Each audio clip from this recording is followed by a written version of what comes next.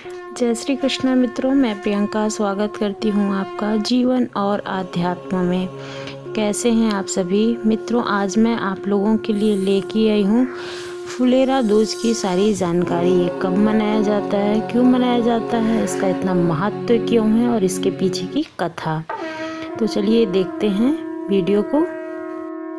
फाल्गुन मास की द्वितीया को मनाई जाने वाली फुलेरा दूज जो है वो होली के आगमन का प्रतीक मानी जाती है। यानी कि उस दिन से हम होली खेली जाना शुरू हो जाती है, यानी कि हम होली खेलना शुरू करते हैं। उत्तर भारत के गांव में फुलेरा दूज का उत्सव बहुत ही धूमधाम से मनाया जाता है।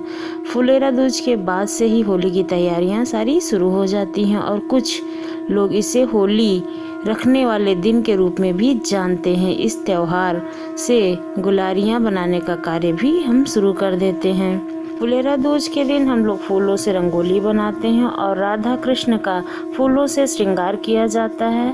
ब्रजभूमि में श्री कृष्ण मंदिरों में इस त्यौहार का जो महत्व है वो बहुत ज़्यादा है।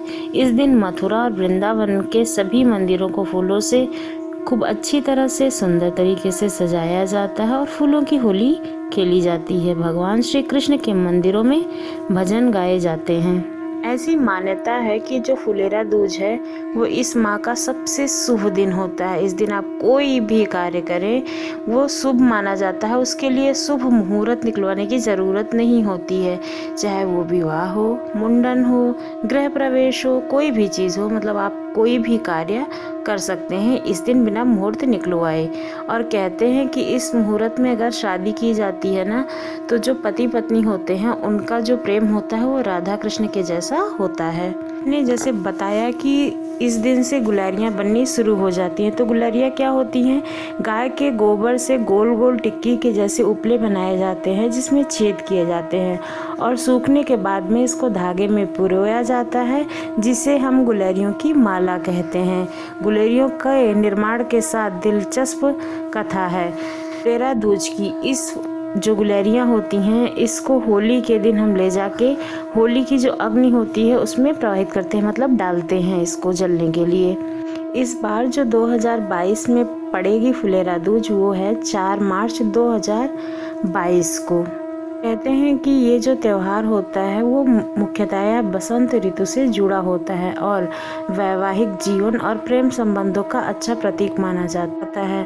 फुलेरा दूज के दिन मुख्य रूप से राधा और कृष्ण की पूजा की जाती है और जिनकी कुंडली में प्रेम का अभाव होता है उन्हें इस दिन राधा कृष्ण की पूजा अवश्य करनी चाहिए, जैसे कि उनकी जिंदगी में प्रेम आए। हम जान लेते हैं कि जिनकी वैवाहिक जीवन में समस्या है उनको दूर करने के लिए इस दिन क्या उपाय करने चाहिए, इसके बाद हम कथा का रसपान करेंगे। तो चलिए जानते हैं। इस दिन भगवान श्री कृष्ण और राधा रानी की पूजा से दाम्पत्य जीवन में मधुरता आती है। फुलेरा दूज के दिन राधा कृष्ण को रंग बिरंगे फूल अर्पित करने से वैवाहिक जीवन में आपसी प्यार बढ़ता है और साथ ही साथ राधा कृष्ण मंदिर में जाकर दर्शन करने से हमेशा साथ बना रहता है। फुलेरा दूज के दिन राधा कृष्ण को श्रृंगार की वस्तुएं अर्पित करने के बाद उसमें से कोई एक चीज़ आपके पास ज़रूर रख लेनी चाहिए। यानी कि जो भी आप श्रृंगार की सामग्री भगवान राधा कृष्ण के मंदिर में अर्पित करते हैं उनमें से एक श्रृंगार की सामग्री अपने पास ज़रूर रख लें। इससे अगर आपका विवाह नहीं हो रहा है तो जल्दी होगा और अगर विवाह हो गया है तो आपके प्रेम संबंध अच्छे रहेंगे।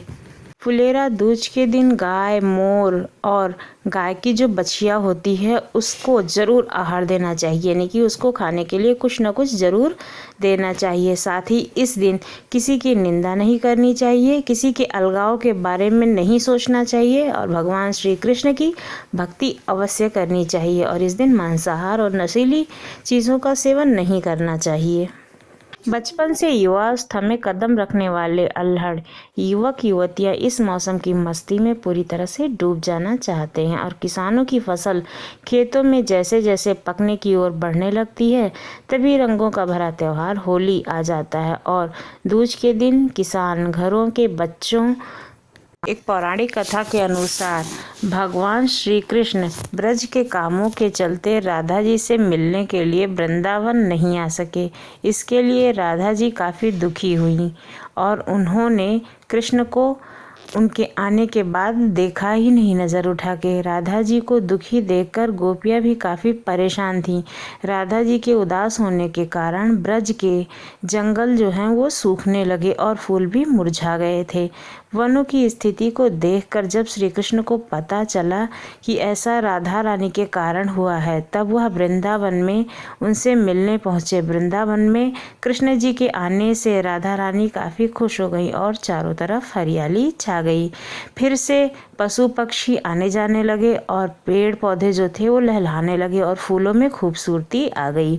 भगवान कृष्ण ने राधा जी को छेड़ने के लिए खिल रहे फूलों को तोड़ लिया और उन पर फेंक दिया।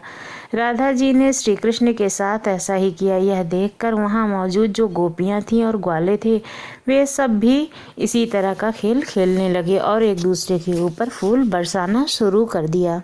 कहते हैं कि तभी से हर साल मथुरा में फुलेरा दूज के रूप में ब्रज के मंदिरों में फूलों की होलियां खेली जाती हैं और भगवान श्री कृष्ण और राधा रानी के मंदिरों को फूलों से सजाया जाता है। आपको ये कहानी कैसी लगी ज़रूर बताइएगा। अगर वीडियो अच्छी लगी हो तो चैनल को सब्सक्राइब करना ना भूलें दोस्तों।